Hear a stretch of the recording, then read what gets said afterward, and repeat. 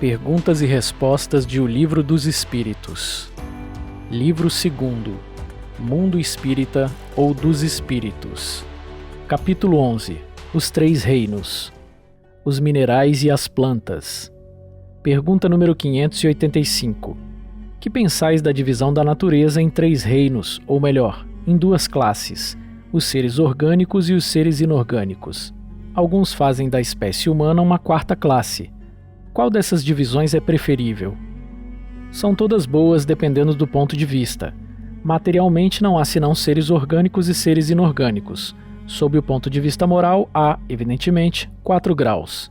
Esses 4 graus têm, com efeito, caracteres nítidos ainda que seus limites pareçam se confundir.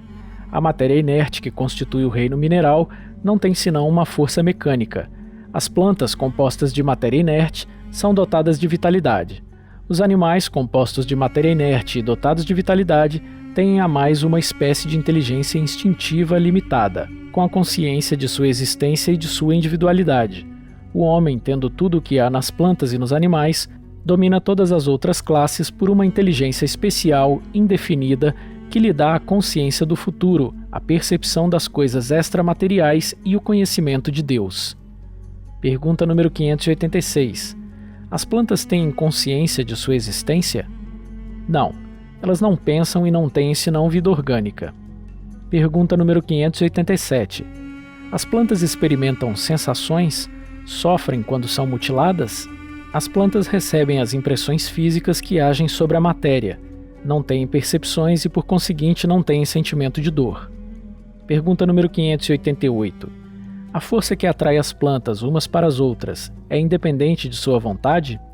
Sim, visto que não pensam. É uma força mecânica da matéria que age sobre a matéria. Elas não poderiam se opor. Pergunta número 589. Certas plantas, tais como a sensitiva e a dioneia, por exemplo, têm movimentos que acusam uma grande sensibilidade e, em certos casos, uma espécie de vontade, como a última, cujos lóbulos apanham a mosca que vem pousar sobre ela para sugá-la, e a qual parece armar uma armadilha para em seguida matá-la. Essas plantas são dotadas da faculdade de pensar? Elas têm uma vontade e formam uma classe intermediária entre a natureza vegetal e a natureza animal? São uma transição de uma para outra?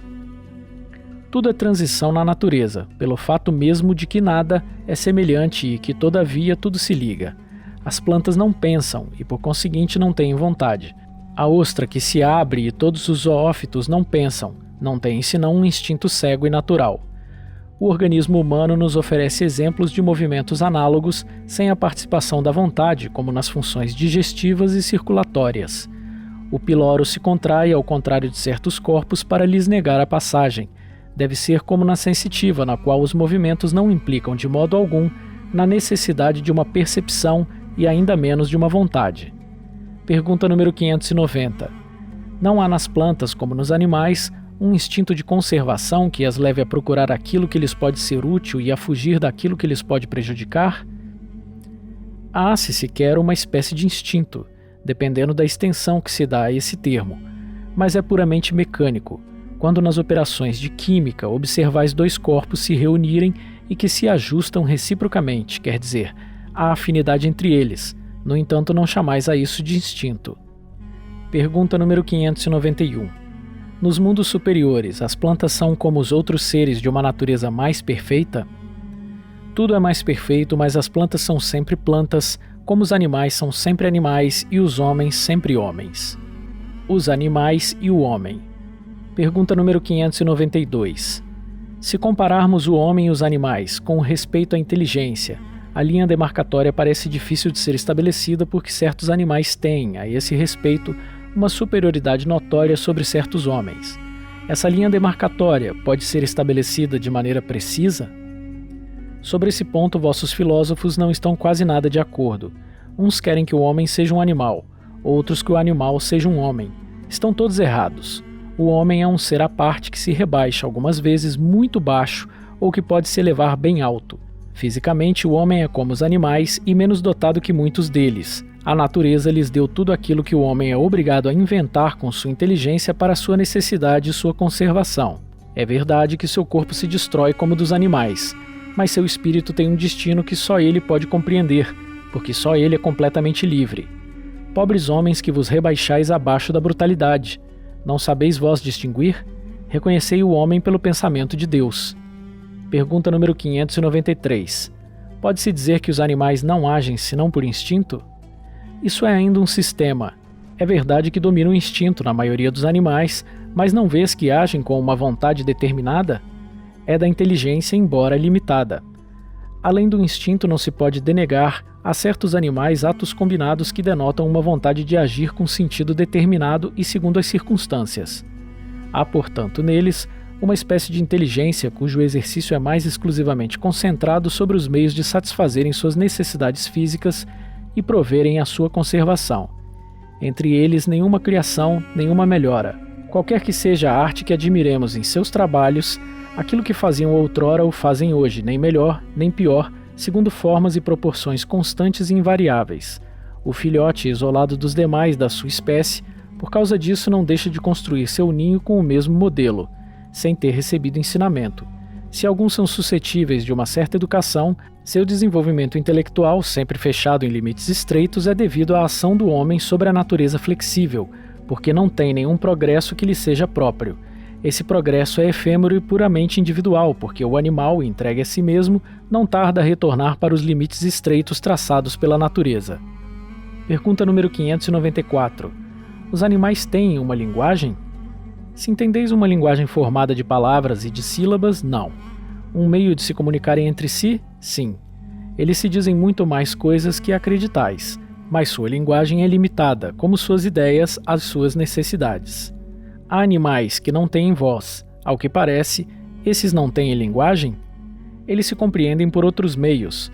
Vós outros, homens, não tendes senão a palavra para se comunicarem? E os mudos, que dizes deles? Os animais, estando dotados da vida de relação, têm meios de se informarem e de se exprimirem as sensações que experimentam. Crês que os peixes não se entendem entre si? O homem não tem, portanto, o privilégio exclusivo da linguagem, embora dos animais seja instintiva e limitada pelo círculo de suas necessidades e de suas ideias, enquanto que a do homem é perfectível e se presta a todas as concepções de sua inteligência. Os peixes, com efeito, que emigram em massa, como as andorinhas que obedecem ao guia que as conduz, devem ter meios de se informarem, de se entenderem e de combinarem, talvez por uma vista mais penetrante que lhes permita distinguirem os sinais que fazem. Pode ser também que a água seja um veículo que lhes transmita certas vibrações. Qualquer que seja, é incontestável que eles tenham um meio de se entenderem como todos os animais privados da voz e que fazem trabalhos em comum. Deve-se espantar depois disso que os espíritos possam se comunicar entre si sem o socorro da palavra articulada? Pergunta número 595. Os animais têm o livre-arbítrio de seus atos? Eles não são simples máquinas como acreditais, mas sua liberdade de ação é limitada às suas necessidades e não pode se comparar à do homem. Sendo muito inferiores ao homem, eles não têm os mesmos deveres. Sua liberdade está restrita aos atos da vida material. Pergunta número 596. De onde provém a aptidão de certos animais para imitar a linguagem do homem e por que essa aptidão se encontra antes nas aves que no macaco, por exemplo, cuja conformação tem mais analogia com a sua? Conformação particular dos órgãos da voz, secundado pelo instinto de imitação. O macaco imita os gestos e certas aves imitam a voz. Pergunta número 597. Visto que os animais têm uma inteligência que lhes dá uma certa liberdade de ação, há neles um princípio independente da matéria? Sim, e que sobrevive ao corpo. Esse princípio é uma alma semelhante à do homem? É também uma alma, se quiserdes. Isso depende do sentido que se dá a essa palavra. Ela, porém, é inferior à do homem. Há entre a alma dos animais e a do homem tanta distância como entre a alma do homem e Deus. Pergunta número 598. A alma dos animais conserva, depois da morte, sua individualidade e sua consciência de si mesma? Sua individualidade sim, mas não a consciência do seu eu. A vida inteligente permanece no estado latente. Pergunta número 599. A alma dos animais tem a escolha de encarnar-se em um animal antes que em outro? Não, ela não tem o livre-arbítrio. Pergunta número 600. A alma do animal, sobrevivente ao corpo, está depois da morte em um estado errante como a do homem? É uma espécie de erraticidade, visto que não está unida ao corpo, mas não é um espírito errante. O espírito errante é um ser que pensa e age por sua livre vontade, sendo a consciência de si mesmo seu atributo principal. A alma dos animais não tem a mesma faculdade. O espírito do animal é classificado depois da sua morte pelos espíritos que a isso compete e quase imediatamente utilizado, não tendo tempo de se colocar em relação com outras criaturas. Pergunta número 601. Os animais seguem uma lei progressiva como os homens? Sim. E é por isso que nos mundos superiores, onde os homens são mais avançados, os animais o são também, tendo meios de comunicação mais desenvolvidos. Mas eles são sempre inferiores e submissos ao homem. São para eles servidores inteligentes. Não há nisso nada de extraordinário. Imaginemos nossos animais, os mais inteligentes, o cão, o elefante, o cavalo, como uma conformação apropriada aos trabalhos manuais, que não poderiam fazer sob a direção do homem. Pergunta número 602. Os animais progridem como o homem pelo fato de sua vontade ou pela força das coisas? Pela força das coisas, por isso para eles não há expiação. Pergunta número 603. Nos mundos superiores, os animais conhecem a Deus? Não. O homem é um Deus para eles, como outrora os espíritos foram deuses para os homens. Pergunta número 604. Os animais, mesmo aperfeiçoados nos mundos superiores, sendo sempre inferiores ao homem, resulta que Deus criou seres intelectuais perpetuamente destinados à inferioridade, o que parece em desacordo com a unidade de vistas e de progresso que se distingue em todas suas obras? Tudo se encadeia na natureza por laços que não podeis ainda compreender, e as coisas, as mais díspares na aparência, têm pontos de contato que o homem não chegará jamais a compreender no seu estado atual. Ele pode entrevê-los por um esforço da sua inteligência, mas só quando sua inteligência tiver adquirido todo o seu desenvolvimento e estiver isenta dos preconceitos do orgulho e da ignorância, é que ela poderá ver claramente na obra de Deus. Até lá, suas ideias limitadas fazem-no ver as coisas de um ponto de vista mesquinho e restrito. Sabei bem que Deus não pode se contradizer e que tudo na natureza harmoniza-se por leis gerais que não se afastam jamais da sublime sabedoria do Criador. A inteligência é, assim, uma propriedade comum, um ponto de contato entre a alma dos animais e a do homem? Sim, mas os animais não têm senão a inteligência da vida material. No homem, a inteligência dá a vida moral. Pergunta número 605. Considerando-se todos os pontos de contato existentes entre o homem e os animais, não se poderia pensar que o homem possui duas almas, a alma animal e a alma espírita, e que, se não tivesse esta última, ele poderia viver como animal? Em outras palavras, que o animal é um ser semelhante ao homem, menos a alma espírita? Não resultaria disso que os bons e os maus instintos do homem seriam efeitos da predominância de uma dessas duas almas? Não. O homem não tem duas almas, mas o corpo tem seus instintos, que são o resultado da sensação dos órgãos. Não há nele senão uma dupla natureza, a natureza animal e a natureza espiritual. Pelo seu corpo, ele participa da natureza dos animais e de seus instintos. Por sua alma, ele participa da natureza dos espíritos. Assim, além das suas próprias imperfeições, das quais o espírito deve se despojar, tem ainda que lutar contra a influência da matéria? Sim. Quanto mais é ele inferior, mais os laços entre o espírito e a matéria são apertados. Não o vedes? Não. O homem não tem duas almas. A alma é sempre única em cada ser. A alma do animal e a do homem são distintas uma da outra, de tal sorte que a alma de um não pode animar o corpo criado para a outra. Mas se o homem não tem alma animal que, por suas paixões, o coloque ao nível dos animais, tem seu corpo que o rebaixa frequentemente até eles, porque seu corpo é um ser dotado de vitalidade que tem instintos, porém inteligentes e limitados ao cuidado de sua conservação. O espírito, encarnando-se no corpo do homem, traz-lhe o princípio intelectual e moral que o torna superior aos animais. As duas naturezas presentes no homem dão às suas paixões duas fontes diferentes. Uma provém dos instintos da natureza animal, outra das impurezas do espírito, do qual ele é a encarnação e que se afina, mais ou menos, com a grosseria dos apetites animais.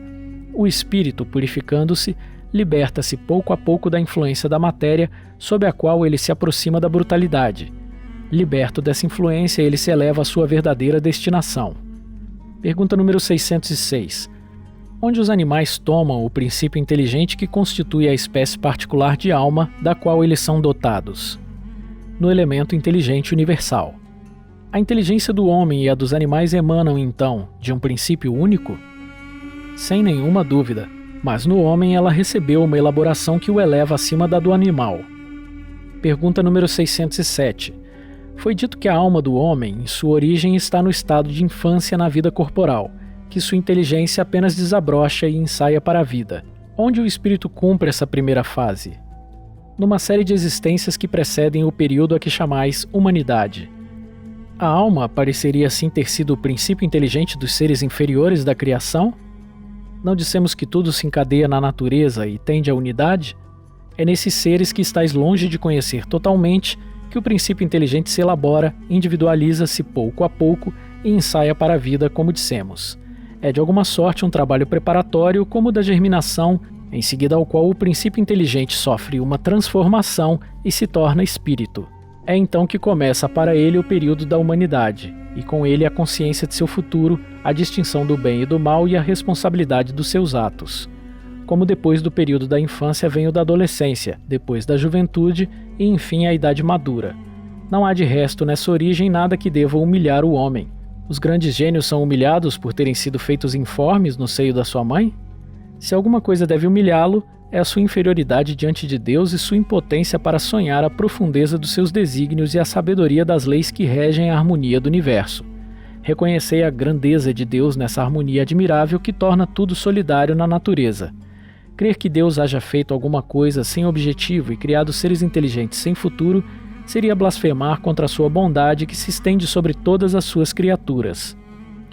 Esse período de humanização começa sobre a Terra?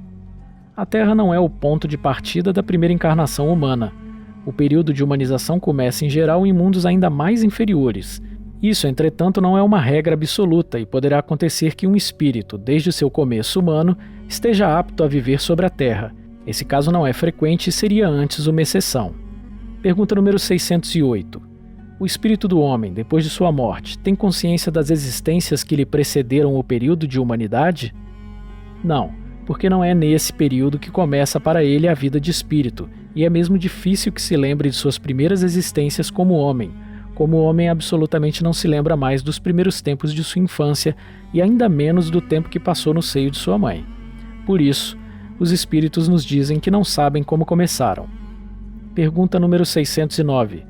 O espírito, uma vez dentro do período de humanidade, conserva os traços do que foi precedentemente, quer dizer, do estado em que esteve no período que se poderia chamar anti-humano?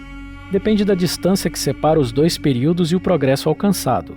Durante algumas gerações ele pode ter um reflexo mais ou menos pronunciado do estado primitivo, porque nada na natureza se faz por transição brusca.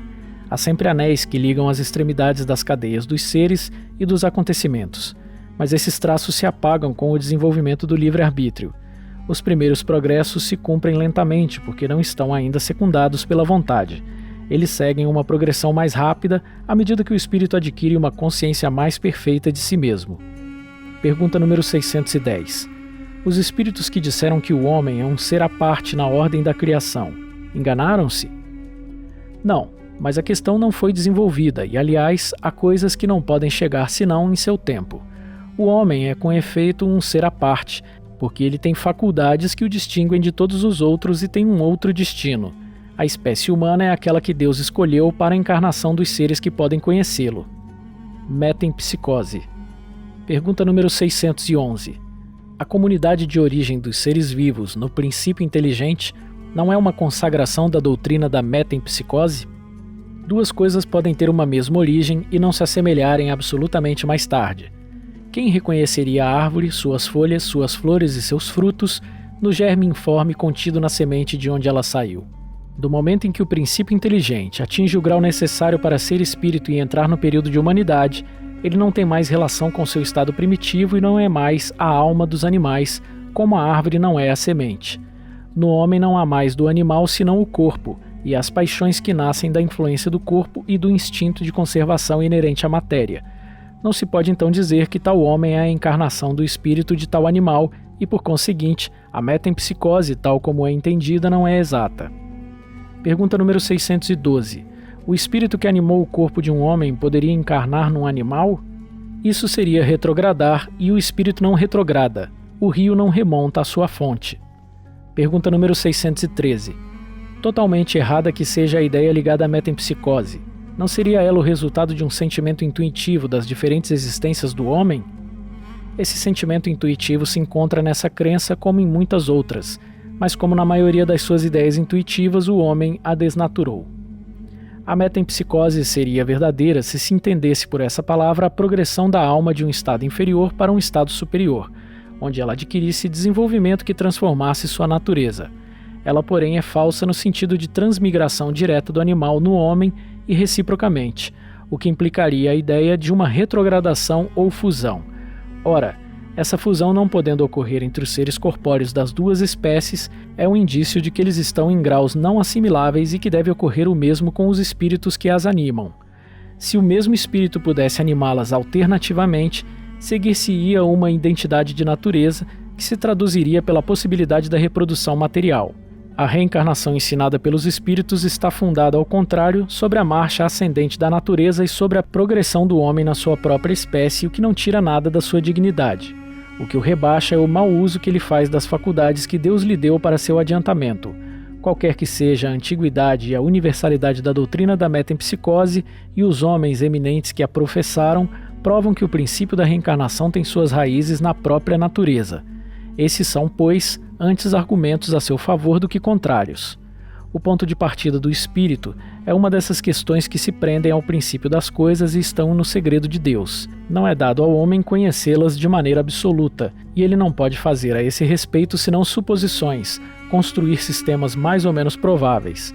Os próprios espíritos estão longe de conhecerem tudo. Sobre o que eles não sabem, podem também ter opiniões pessoais mais ou menos sensatas. É assim, por exemplo, que todos não pensam a mesma coisa com respeito às relações que existem entre o homem e os animais. Segundo alguns, o espírito não alcança o período de humanidade senão depois de ser elaborado e individualizado nos diferentes graus dos seres inferiores da criação. Segundo outros, o espírito do homem teria sempre pertencido à raça humana sem passar pela experiência animal.